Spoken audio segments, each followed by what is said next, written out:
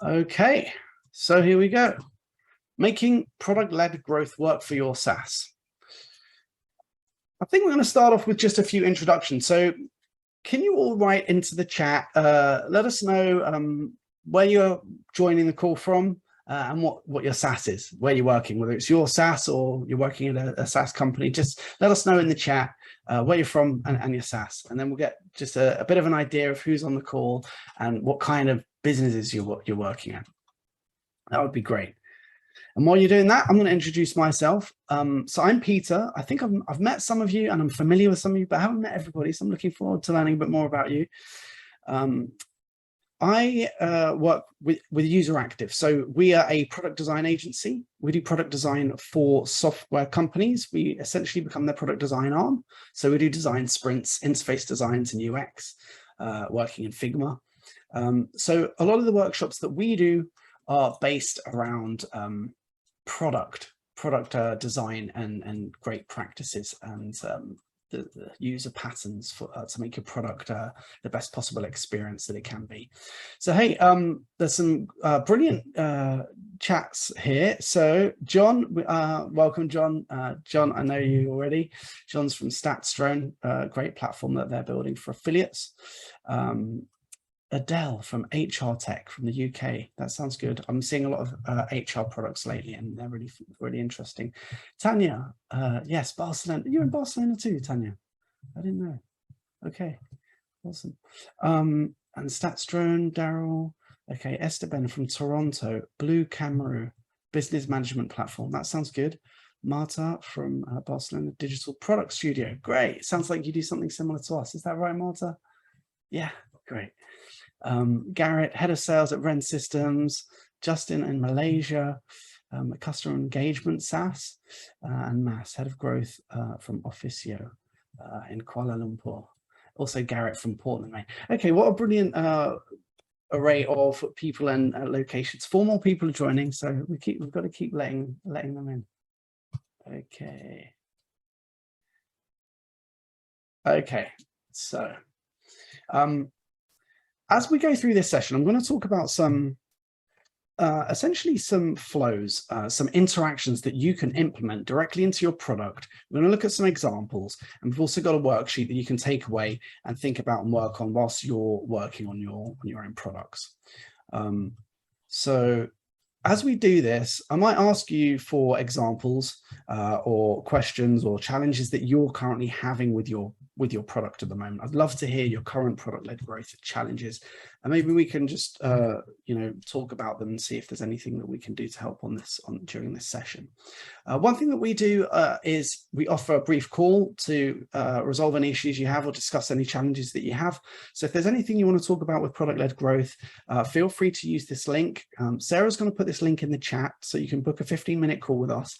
It's useractive.io/15min-strategy. So that's our 15-minute call, and we can talk about any product issues or challenges that you have.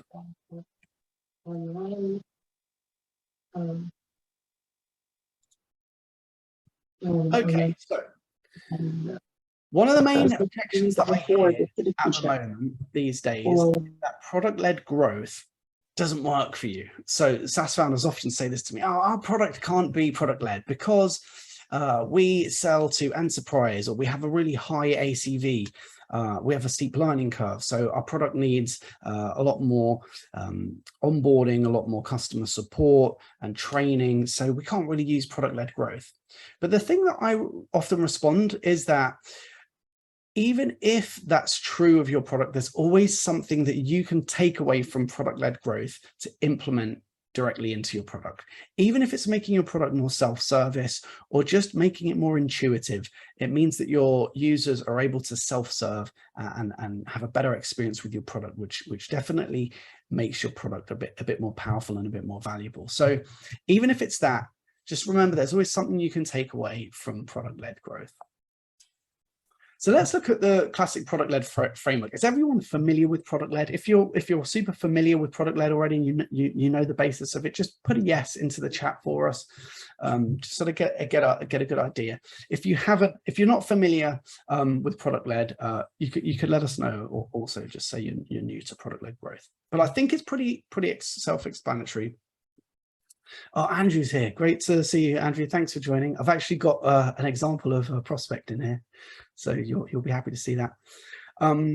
Okay, John, not as familiar. Okay, a few people, the basics. Okay, a little bit. Okay, it's a bit of a mixed response. So product-led is really popular. It's really trending at the moment, and the model looks a bit like this. It is where you basically have what we call a bottom-up sales approach. So traditionally for SaaS, it was a top-down sales approach. You're selling to enterprise, you're doing demos with executives, you're convincing them that the product will work for their business and solve their problems, and then they subscribe or pay for maybe an annual contract, which they then roll out across their team. So that goes down to the employees. So that's why it's called top-down. But with product-led, it's employees that are able to test products. The people actually using the products are able to take free trials, try them out, see if they solve their problem. And if they start, experiencing value, then they go up the chain and they ask their managers for, sign off to use the product, or a budget to purchase the product for their workflow. So the product-led approach looks a bit like this. Visitors come to your website, they identify the value in your product, and they sign up themselves. The third step is that they become a product qualified lead. But what is actually happening here is that they're qualifying that your product works and delivers value for them. So once they qualify that your product delivers value, you get a conversion here. This might be an upgrade. They go onto a premium plan, or they start using the product in their day-to-day workflow. And that's where the fifth step comes in. They become engaged. And if they become engaged and really adopt your product and build positive habits where they're getting value from their product, they become an advocate. And this is quite a large part of product-led approach too, because advocates share your product, they collaborate with other users, they add additional users to work with, but they also talk about how great your product is. So that just lends itself to the product doing more of the selling. It doesn't always mean that it eliminates selling completely, but it can do more of the selling. And that's basically the traditional product-led approach that we're looking at today. So one of the things I'd like you to have in mind when you think about this is that a lot of the product work that we do is the practice of taking manual workflows and automating them. And that's really what most of SaaS actually is.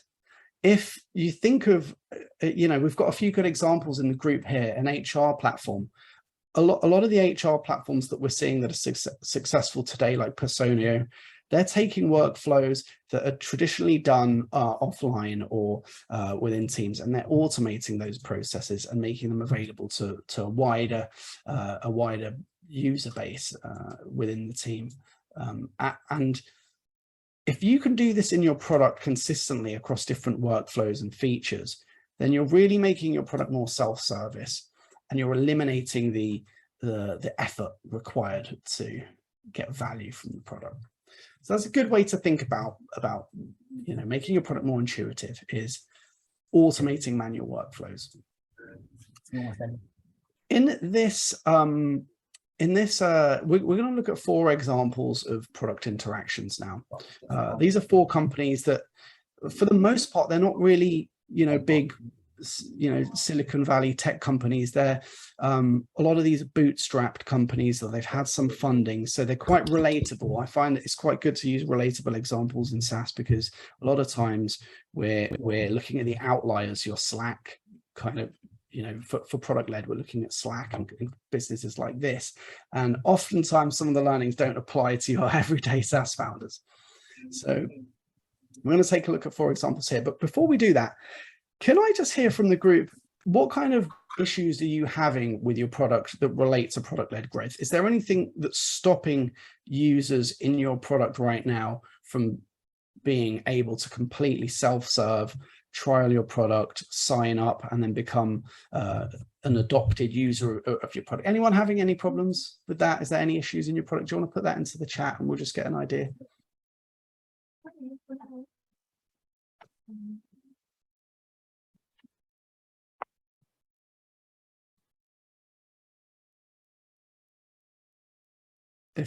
If you have something in mind and you're writing it down, feel free to come on the mic as well. Yeah, I was just going to say, I think there's sort of two scenarios that people think about in product-led growth. One is, you know, you've just got a normal kind of free trial process, and can people self-serve through that free trial process and sign up?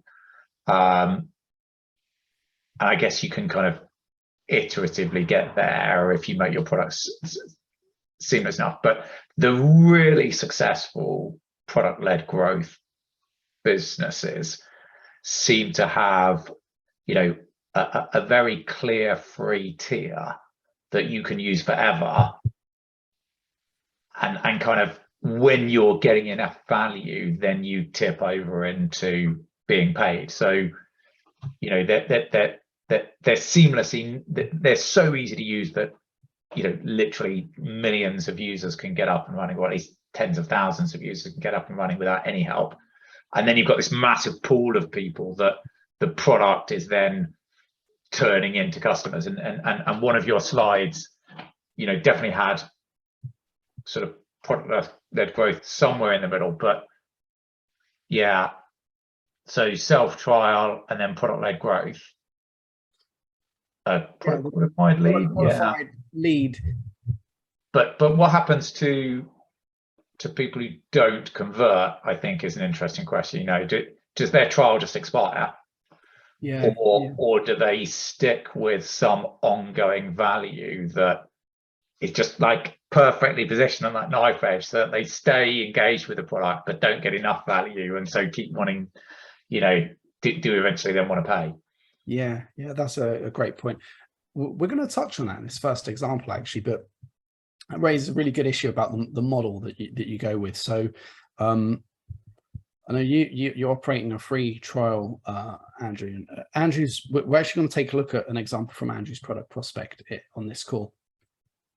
But a lot of times I see a combination of free trials and a premium plan in the same product. So you don't have to just be committed to one model. It's about finding a blend that works for your product and also the users. So a really good example that we use a lot when we're thinking about this is Canva, because Canva has the ability to upgrade, but the freemium offering has got so much value in it that we consistently see a lot of regular users who've adopted the product and they're still on the freemium plan. They've never upgraded.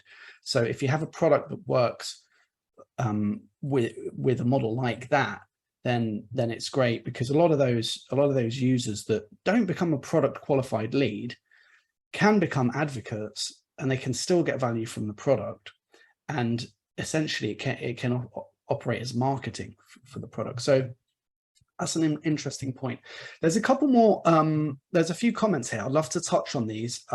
So Marta says, in my case, none of the products I've been working with during the past year include a free trial or something to try out. They need to be users in order to access all the features. Marta, do you want to explain anything about this? Because it might depend on how the product's set up or the complexity of the product, because it doesn't need to be a barrier. The free trial, the free trial should be frictionless in product led. So I know there are some cases. Well, in my case, the product. Sorry. No, go ahead.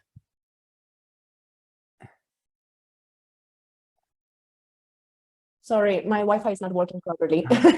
And in this case, like, well, clients need to be onboarded and have a banking account in order to enjoy all the features. So it's not exactly the same situation, and I don't know how to transform that onto a product-led approach or organization.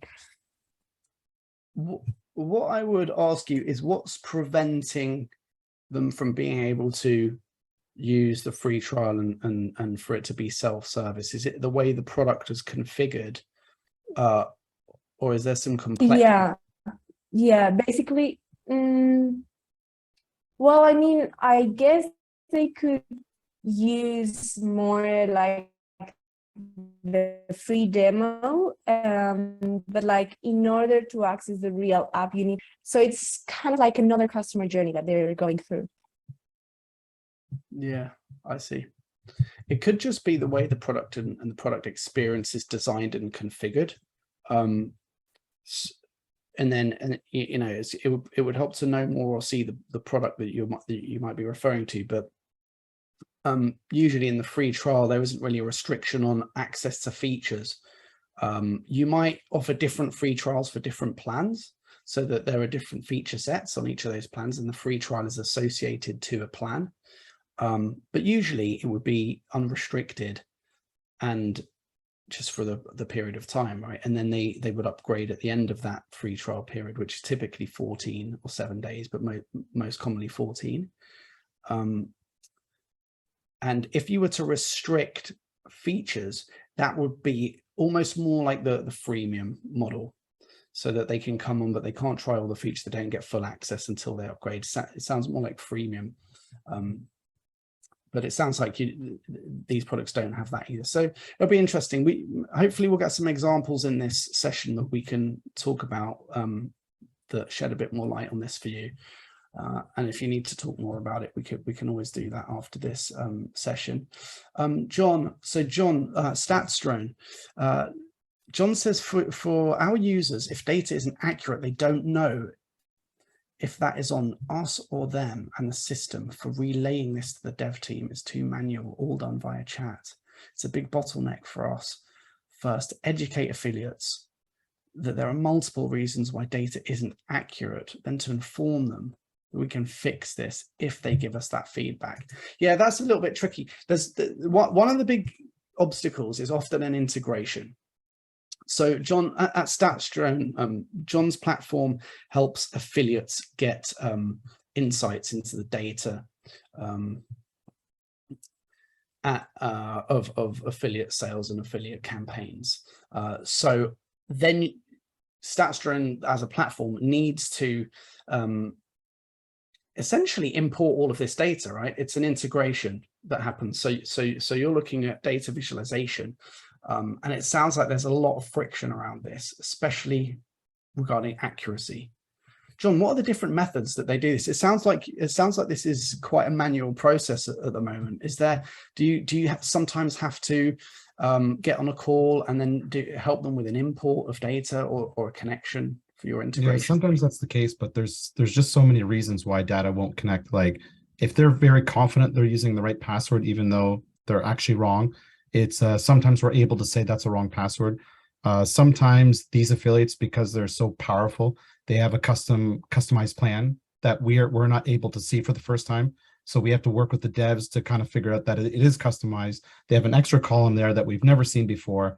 We update our scraper and voila. So what we've noticed is that for a lot of our users that have come in, when they don't connect any programs at all and they leave us, we're like, well, there's two issues. One, it's like we don't know if they've tried to connect.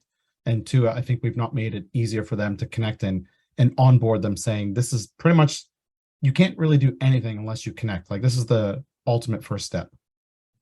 Yeah, interesting. The good thing about doing it the way you're doing it and seeing all of the problems that can occur is that you get all of the insights to eventually build a flow that accounts for every different eventuality that might occur. And then by doing that, you reduce the amount of customer support time to help them do that. One thing that this reminds me, that's quite similar to the journey we've been on with our integration as well. Yeah, and to be fair, I think it's taken us quite a while to get to the point where we're confident that some of our integrations just literally work every single time. But whenever we do a new one, that's not true anymore. You know, and so one of the things that we have specifically done is, you know, targeted salespeople at those new integrations. So we do have salespeople. I think we're trying quite hard, Peter, to make our our onboarding so simple that people can sign themselves up, but we haven't really got there. But we now route the salespeople based on what integration they're doing. So the more senior salespeople pick up the customers who do an integration we know is not perfect, and the junior salespeople are picking up those customers who done it think could be perfect, and they're not going to, we know they're not going to need any help because it just will work. And I guess the next step on that is we just know we don't need to contact those people if it's perfect. So I don't know, I'm not sure where the noise is coming from. Yeah, I see. Okay. Apologies for that. Andy, how do you iterate through that to get them to be smooth and seamless? Are the sales contacts documenting as they go and building up a knowledge base to then resolve the issue for each integration that you do? No, actually, we have been really, I mean, it's taken a lot of effort, but we've been really determined that like we won't build that documentation.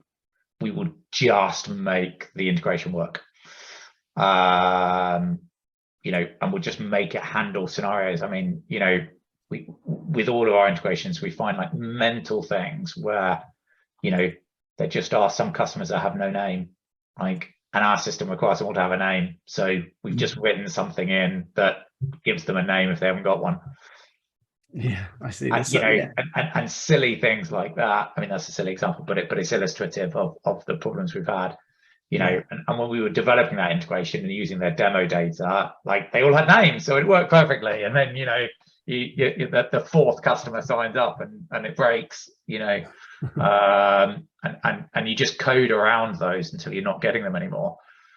And as I say, I think that one of the things that we have realized is that when we do new integrations, we then need to route those customers to an experienced salesperson who can kind of handle the objection, reassure the customer, and give good feedback to the dev team about what's actually happened. Right. So in the early days of an integration, it can be fairly case by case when you come up. Yeah, I think we've just I think we were naive initially that we'd do an integration, we'd test it, and it would work. I mean, now, you know, we just got over that naivety, and now we write a new integration. We know it won't work. So we then route those customers on the assumption that it won't work to a salesperson who is capable of handling that problem and capable of giving good feedback to the developers, so that you then, you know, you just iteratively move that integration to the point where it does automatically work. Yeah, I know, Peter, we haven't been brave enough to leave any of the customers without a salesperson contacting them, but that's a lack of bravery, and also because our market is probably fairly niche, and so, you know, we're not getting the volume that's forced us into doing that. But definitely we have reached, I think that there's an iterative stage. If you're starting from not product-led growth, you can ask yourself, well, what percentage of my sales could I throw a junior salesperson at who doesn't know very much? Like, that's nearly product-led, isn't it? You know, like the product doing most of it, and then a junior salesperson is just finishing the job off. Yeah. Versus, you know, because it's easy to have this black and white. You're either product-led or you're not. And if you're not, getting there is a massive journey. But I think if you can break it down and go, well, you know, today all of our customers need the founder to talk to them, or we'll never make the sale. Well, then you're not very product-led growth. If you move from that to everybody needs a good salesperson to talk to them, well, then you're a bit more product-led. You know, the products are clearly setting it up a bit more. If you move to the point where a really junior salesperson can just engage with the customer, deal with a few objections, and be done with it, then you're probably nearly there. Yeah, that's so interesting that it's not really a black or white thing, and that's kind of what I was alluding to earlier, where there's always something you can take away from product-led growth. So, John, Andy's case it might be quite interesting for you. Andy's customers have a wholesale inventory, a wholesale and distribution stock. So they connect with Andy's platform to get an insight into customer health and then manage their, you know, their product sales business. And John, I was interested because you said no like it doesn't work unless you set up the integration work. Neither does ours. Nobody will buy our product unless they get it integrated. Yes, it's this big obstacle, and I think what's interesting about what you've been saying, Andy, is that you go through that process every time with an integration. It's a combination of sales and development team fixing it, and then you get to this point where, and I know that you've been doing this in the product, Andy, is that once you get to this point where the problem is resolved and you know the journey and the kind of workflow inside out, you can almost design a flow within the product that accommodates that flow and almost replaces the customer support process or the sales process that you had to go through every time before that integration was completely seamless. Yeah, I mean, I think the way to think about it is like the product-led growth is the most junior salesperson. Like that the product isn't applying any humanity or empathy to the sale. The product-led growth sale is literally taking it step by step by step without any empathy. And you know, one step back from that is a not very good salesperson. You know, and another step back from that is a really great salesperson. Another step back from that is the founder. You know, in terms of the founder can add all sorts of empathy and get over all sorts of problems. And so if you haven't got to the point where a relatively junior salesperson can follow some instructions and get a sale, then product-led growth is to think that you could just put some steps into the product and it would work is probably naive. Yeah, it's one of the things that you're aiming for is to reduce your customer acquisition cost, right? So this is where those touch points with a junior, it's costing a lot less, and it also means that there's a lot less requirement for what you're referring to as empathy there, and is really interesting because it is almost a sales handling exercise, isn't it? Whereas a senior salesperson who will have to do a lot of handling, understanding, and handling objections, and then relaying back and solving a problem with the dev team is a very high cost example. So across that whole spectrum, you're working more towards the self-service approach, which obviously is a lower customer acquisition cost. I mean, the other angle, of course, is the number of sales engagements you need to have. So, you know, John, if your salespeople are or your onboarders are having to just get the integrations done and then everything is fine after that, well, at least that's only one. Do you know what I mean? That's only one bit of the problem. If the product then sells itself after that, then you've kind of got product-led growth apart from this bit. Do you know what I mean? And I think, you know, whereas if a salesperson has to talk to a customer 5 times, a senior salesperson talks to a customer 5 times, that's a very expensive sale. A senior salesperson talks to a customer once, that's less expensive. A junior salesperson talks to a customer once, that's even less expensive. You know. And so the more you can automate it, the more able you are to have high scale going through your product, increasing the scale of people going through because the touch points are reduced. John, you had your hand up there. Did you have something you wanted to add to the? It's just a quick comment that we don't interrupt the users. Like they get to kind of test the app out on their own. So we don't have that like come talk to sales or any of us first. We were thinking about doing that, and our competitors, the ones that actually have a premium price, that's exactly what they do. You sign up, and once you're registered, you basically have to talk to them. And I think the thing that's actually hurting us is because we're not doing that interruption phase where we get to walk them through. I believe we're actually losing out on our ability to communicate with them, because we can ask them to register their info, but if they don't put in a Skype, then it's like we're relying on email. And after they verify their email, it's like we're seeing with a lot of customers that have signed up, they're making it easier just to go. If they didn't like what they saw, the reply rates after are minimal, like no matter what we try. Whereas as soon as we get the chance to talk to them, it's almost like they're stuck to us. It's like we have a chance to win them over if they tell us like, hey, I don't like this or that. It's as soon as I can get them on Skype in a chat, it's like, it's a totally different ballgame. Yeah, it's interesting. It's almost worth interrupting them to make that happen every time while you're at the stage that you're at, I would imagine. So I'm quite conscious of time, so I'm gonna move through. There were a few more comments here, so we'll go through these fairly quickly, and then get back onto the slides. Garrett mentioned that my initial challenge will be learning to foster PLG as land and expand within existing enterprise deals. Yeah, I think that's always tricky, isn't it? Andy, you've probably got some experience on that too. John, we got your point here. Daryl says, how do we get qualified leads for free trial? Provide payment details at time of sign up or at the end of trial? Yeah, there's a lot of I've seen so many conversations and debates about this. And I think that every product is unique to some degree. But I've generally seen the preference being to not take payment details at the beginning of a free trial to be more effective. But I mean, it really does depend on the type of product, the user profiles that you have, I would say, and the kind of friction that you have. There's so many factors. Daryl, did you want to touch on anything specifically about that? Not sure if Daryl's around. Yeah. Oh yeah. Well, basically what you're seeing there, the way we look at it is we get a lot of fake or not real accounts. People just want to come in and play, which is fine. But on the other hand, if we don't, at least even if they are coming in to look at it, at least there's an interest and there's still a potential of us to convert them. If we are forcing them for payment details, then we may lose that opportunity. So, that's what it is. It's a balancing act between the two.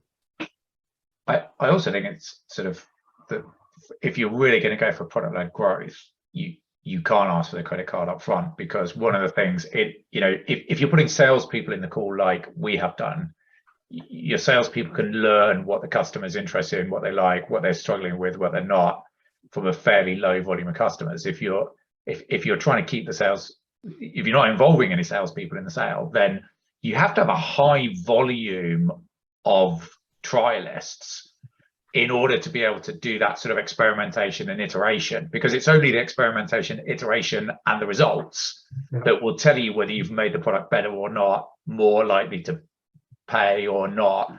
And I think if you're putting a gate at the beginning, you're just not going to get the volume that's required to do product-led experimentation. Yeah, very true. Yeah, Jakob had an interesting point here. It's that he mentioned that we've had a product that performed much better with a money-back guarantee instead of freemium or free trial, simply because the value could be gained on the first day of usage. It has to do with giving data and analytics based on e-commerce products. So yeah, it goes to show that you can go towards product-led, and then it's a case of seeing what works and converts better for you, and that sounds just like what Jakob has done. Jakob, feel free to share a bit more about this. Okay. Yeah, I'll let you continue because I know we're short on time. But I was just going to say that exactly in my industry, or at least within the space that we're in, we mainly deal with a SaaS product that gives data analytics to help sellers make better decisions on product sourcing. What that means is as soon as you sign up to our platform, you get access to thousands of products we tracked over the past years. So that means that very quickly we've seen moments where, let's say, even if our product was good, we'd have freemium users use it, or with freemium, it takes a little bit of product maturity to know exactly what features to extract, to have people have an incentive to upgrade.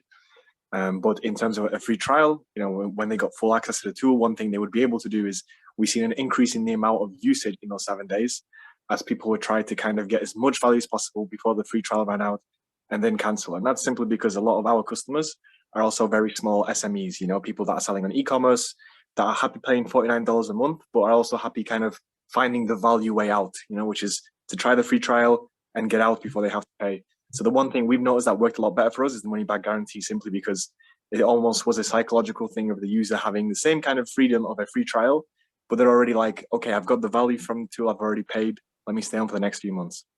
So that's kind of one of the case studies. We're still trying to implement product-led growth by, as you can see, my last comment, which was try to give access to kind of free features that we know, or complementary features that those same sellers need, to then have them have the incentive. Okay, I've now discovered them through that free feature. I have an incentive to now convert to the core product because that free feature was pretty good. But that's all from me. Oh, great. I love that, Jakob. Thanks for sharing that example, because there are so many unique situations that I see with products. And that's kind of what I meant about how, the nature of your product and your users, your ideal customer profile. Sometimes you're kind of making a hybrid model or something that fits, and you're testing or playing around. So that sounds like a pretty good example of that. Justin Tai asked, how can we tell if our business can be product led? Or whether it has to be sales led? Well, first of all, one of the things is how quickly can users get value from the product, and can they self-realize that value? So are they able to sign up for the product, try something out and start getting value quickly and without any assistance? Even if that's not happening now, but you could perceive that it could work, then you're half the way there. And then the other part is around the complexity and the nature of your customers and what problem they're solving with your product. There's a really good article that lists 3 things and goes into detail, Justin, so I might find that for you and send it to you after this. Okay, so I really prefer spending time with talking about real issues and products that you have than go through slides. So I've spent quite a bit more time on that, and it means I'm going to go fairly quickly through the rest of this deck. But what I want to share are 4 examples of product-led interactions in products, just to show that there are interactions that you can build in that make your product more self-serve, and you don't have to adopt the entire model if you don't think it's a fit for you. This is a worksheet that I created, which is a bit of a planner for just thinking through where areas you can enhance your product. So first of all, you think about the model that can work best for you, whether that's free trial, freemium, demo, or whether you have some other approach, a hybrid, or something like Jakob's approach, which he just shared with us. And then aha moments. We're looking at what are the moments in the product where your users get their first tangible value that they experience. The next step is that as they're going through trying out your product, what are the upgrades and add-ons? Where's value that you can layer on top of these aha moments that they can get during their trial period? Is there any onboarding friction? Think about your onboarding friction. We've talked about that a lot with integrations and with John's example of StatsDrone. And then the other area that I think is imperative to really focus on is user flows, user stories throughout the product. So what tasks do users perform on a regular basis within your product that are either unintuitive, confusing, difficult, or just feel clunky? So thinking through the flows to make your product more intuitive and reduce the requirement for learning or customer support during the early days of a new user adopting your product. So on this worksheet, I've got a section here for just listing those out, thinking about them, and then going into a bit more detail on those flows and come up with some ideas of how you could improve those flows. And all in all, I think these are the key areas to think about within your product that will contribute to making it more product-led. We'll send this worksheet over to you after the session. So there are 4 points that I'm going to look at here. The first one is optimizing your acquisition model. So this is the area where we're looking at free trials, freemium, or demos. Now, this is a CRM that we work with quite a lot. They're called Text in Church. Their audience are churches across the States. So really focused audience. And it's actually quite an amazing audience that they have, because they've been able to capture a really big market. And I didn't really appreciate just how big and valuable that market was until we started working with Text in Church. So what they have is a freemium plan. And you'll see just when you land in this dashboard here, they promote their upgrade. They're showing the free widgets. You can continue using free widgets on this product, but they promote the upgrade straight away on the dashboard, make it really clear. So the key thing is showing the value and communicating it clearly within your product. And it's easy to miss that. I see a lot of freemium products that are not doing that effectively. The other thing that they do are offer free trials. So you can also trial one of the plans. And when you're trialing a plan, you get the option to try some of the features and upgrade. There are even add-ons as well. So they've got a number of revenue streams to their plans. So you can upgrade for certain features, and then you can have add-ons to use phone lines, you can add phone numbers, you can have tariffs and things like that. One of the really cool things about this is that Tyler, the CEO of Sexton Church, he started operating by pre-selling features that they were releasing. So he'd get a focus group of customers, he'd pre-sell the idea when they're about to release one of these features, and it gave them a good idea of how well they converted and how much they could convert within the product without any sales. So kind of self-service upgrade. So raise awareness of premium features within the product, communicate plans and pricing really clearly, and create frictionless upgrade flows. So the second one that I want to talk with you about is self-service onboarding. So a great example of this, and I've shared this with John before because this is so similar to John's product, but it's in a slightly different space. A First Promoter are an affiliate platform for actually targeting SaaS companies, so to manage their network of affiliates and their campaigns. So they have a really complex integration process. I would say it's maybe on a par with yours, Andy, if a prospect. They actually have to do 2 or 3 because they have a billing platform, accounting platform, and then they also have to integrate with the website. So what we did with First Promoter was to make their onboarding flow self-service for something that's actually quite a complex onboarding flow. So what we did is give extensive notes and details about how to implement these integrations. And just like we were talking about before, we got to know this, or at least the founder of First Promoter got to know this on a detailed basis, because he actually went through this process with so many customers that he got to know it inside out. That we could create this workflow. We offer live chat, we offer knowledge base and support, we offer troubleshooting, but we also introduced this flow where you can invite a developer. So quite often their prospects have a developer in their team, and we've got this system where you can invite the developer by email, and then the developer, when they come in and join the onboarding, they have their own flow that's specifically designed for the developer. And it gives them all of the code snippets, explains them where to put them, talks about the tech stack or the coding programming languages that they're using. So it got very detailed in order to reduce the touch points for this. And this is completely self-serve now for something that's actually really, really complex. So yeah, Virgil, he just mentioned that getting to know these integrations intimately helped him to create a fully self-serve flow. So it reduces the cost of onboarding new customers. So what we did in that flow is troubleshoot for self-serve problems, offer support when it's required, and then the fallback is to have a flow. This was almost a plan B, a flow for developers, and even that self-service. So we got it as self-service as it could possibly be. And then even then, if there's a very specific problem, there's still the provision for speaking with somebody. The next thing is to deliver value as early as possible. And Andy, this is where I've used the examples of the dashboards. So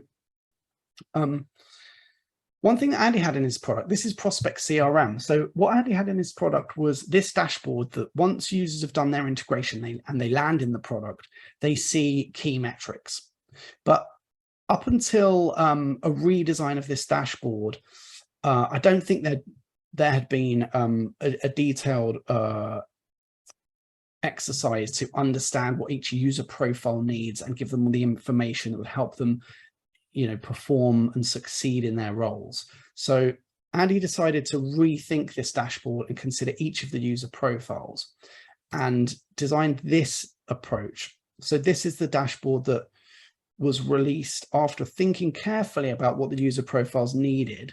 So this is a dashboard for a sales manager, and you'll see it has performance metrics, a leaderboard of salespeople, sales issues, problems, lost opportunities. So it gives him a really good overview. The sales manager gets a really good overview of what they need to see.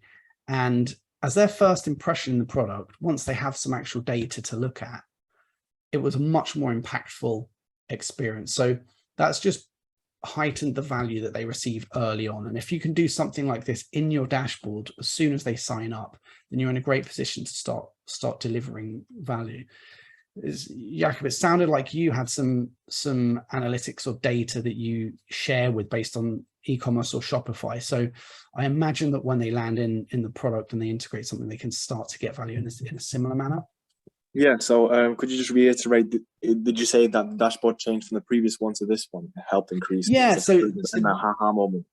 Yeah, so this was the previous dashboard, and it was just that I guess it's the how detailed it is and the information it shows it didn't really provide the insights and the value for sales managers to really resonate with the dashboard and say, oh god, this will really help me with my role, yeah. So this was the previous design, and this was what was implemented. So the impact is just it's a better experience just at the beginning of their free trial.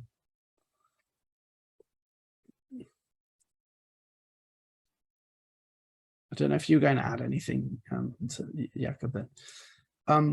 So there were three of these. So different user profiles have a different dashboard that's tailored for their needs. So that's another key thing in product-led growth, is personalizing your product. You have different user profiles, and eventually if you can provide each of those user profiles with the ideal flow and a product experience for them, then you're really improving how product-led your process is essentially.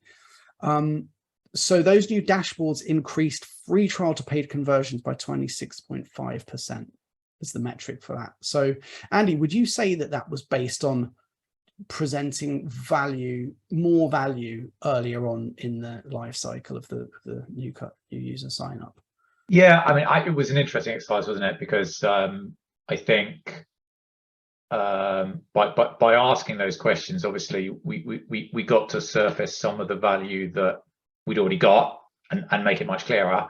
But it was also really interesting that we identified there were some areas in that where we actually didn't have the feature that was valuable to that user, or we didn't have anything that was really compelling for that type of user. And so we did build a few bits sort of fairly quickly to plug in a few of those gaps. And then, since the creation of those dashboards, we've then gone to kind of think about those things a little bit more. And it was an interesting exercise, because as I think we took the value that we had and made it much clearer. And I think that had value. But also, from the other angle, we starting from just a design rather than code, it was much easier to go, well, what will be valuable to this personality? And they go, well, they really want this. And you go, shit, we don't have that. It's no wonder those people are not impressed. If you're in that role, you need A, and if we haven't got A, then that's a problem.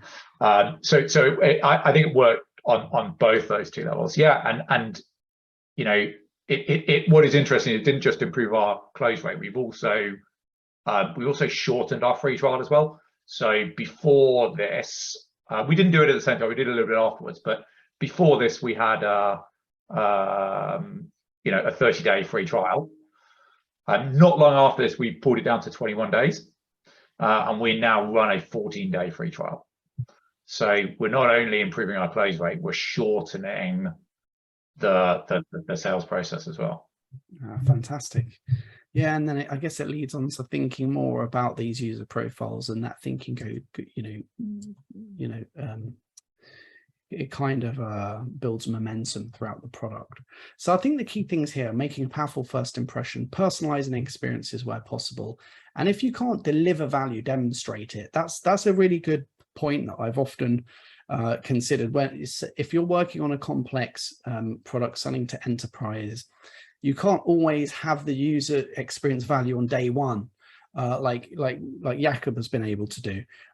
Sometimes it's great to demonstrate value or demonstrate ROI, and at least the user can you know, forecast value in the future of adopting your product that way. So the last point I want to touch on is to design workflows that mirror user behavior. So this is a really neat one about making the product more self-service. So remember, I was talking about how a lot of SaaS is automating workflows that used to be manual. And this is just taking it to the most you know, advanced implementations you possibly can, making it completely intuitive and self-service. So here's an example that I like to give on this one. We worked with a virtual summit software, and this product enables people to set up, host, and run an entire virtual summit. They get a website, they can stream it on that website with logins, they can invite attendees, speakers, sponsors. It really enables you to do manage the whole process. And this started as a fairly simple product with a kind of done for you model. So Mark, who started this business, was operating a bit like a hybrid between having a platform, and he was operating as an agency. So people who wanted to run their virtual summits, he'd help them get set up. He'd set up the platform for them and do a kind of concierge service where he gets it set up, and then eventually they can run their summit. And then over time, what Mark was able to do was to create a workflow that automated this entire process within the product. So he no longer has to do any of the done for you. He can still offer it as a service, as a revenue stream, but the product's now completely self-service. So this flow is a journey through setting up your summit, the details, inviting speakers, managing speakers within the platform. You'll see one of the things I always advocate for is empty screen states, where you introduce a feature, explain how to do it, and then have a call to action for your user to get started with that, right? So here you introduce the speakers section and then explain it and ask them to start adding speakers. Once they do, they can start managing them, asking them to submit their talks, whether it's a recording, you know, and there's a whole load of settings around speakers. There's a scheduler, a drag and drop scheduler for this as well. So it really enables the host to pretty much manage everything they need to do and then launch and publish their summit. So Mark's experience with this is that after launching the Summit Builder, his free trial to upgrade conversions increased by 127%. There's a whole load of metrics that are probably not tracked that were beneficial in this. You know, maybe the time to do it, the ease, the product experiences. Some of these things are hard to measure, but this was a metric that Mark was able to share with me. So I'd really say that making your workflows as self-service as possible can really have some great benefits for your users and your product. And the way to think about this is to migrate assisted tasks to product workflows. So if you're currently assisting users to perform a task, think about how you can then migrate that into a user flow within your product. Another key thing is facilitating sharing and collaboration.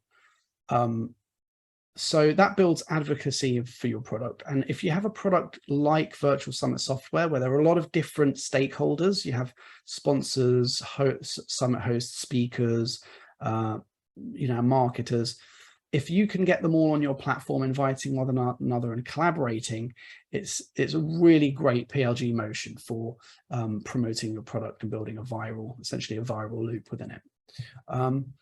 And then the other key thing is designing for empty states and uncertainty. So don't leave any steps in a workflow where there's uncertainty for the user. Guide them right through the process.